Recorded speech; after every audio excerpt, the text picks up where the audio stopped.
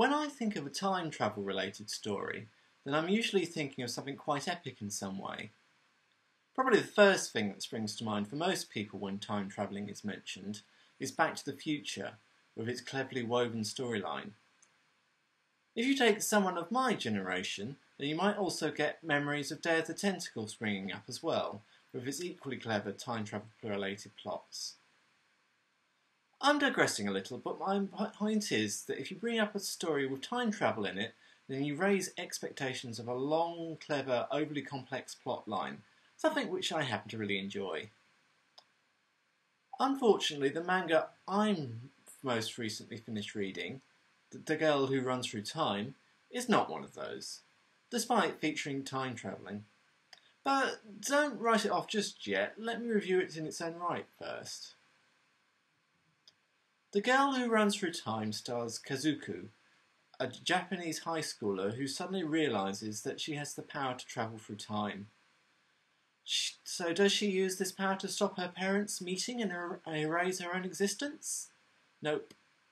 Does she get stuck 200 years in the future where the world has been taken over by lab-created mutants? Again, no. She actually uses the power for comparatively mundane things, such as getting to meet her deceased grandmother again, and attempting to stop one of her friends breaking their leg in a traffic accident.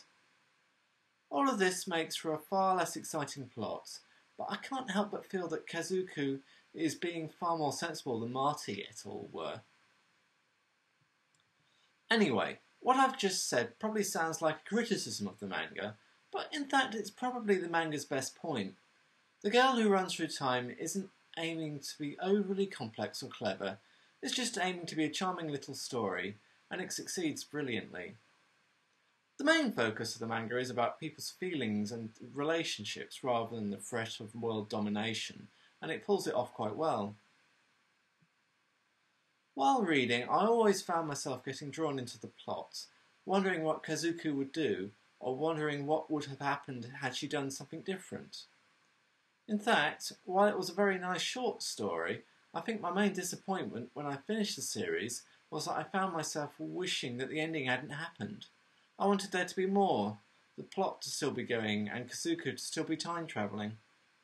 But that's almost likely a sign that the story opened my imagination up a little, which is a good thing. Any bad points? Well, sorry, but there is one. The flow of the book can be quite hard to read. Kazuku often recaps past moments of her life to the reader before they come up in the plot. I've no complaint about this. We wouldn't understand the context of what Kazuku was doing when she time travels to the past without a recap beforehand. What is confusing is that the story uses the same style recaps for when someone is travelling back and changing time. And when this happens, there's no announcement made to the reader. So as a result, it's sometimes difficult to know what exactly is happening when the manga shows a scene in the past. All of this makes The Girl Who Runs Through Time one of those series that will probably lose the reader on the first read, but suddenly make a lot more sense if given a second chance. Knowing what's about to happen is enough to get past the confusion when rereading the two books, and knowledge of the characters also helps. You might have noticed that I ran this review back to back with a review on the Time Guardian manga. The idea was that at first there seemed to be quite a few similarities between the two. Both feature time, both focus on exploring relationships, and both are only 2 volumes long. You might also have noticed that I've given them both the same score. But between the two, I think I liked The Girl Who Runs Through Time just a little bit more.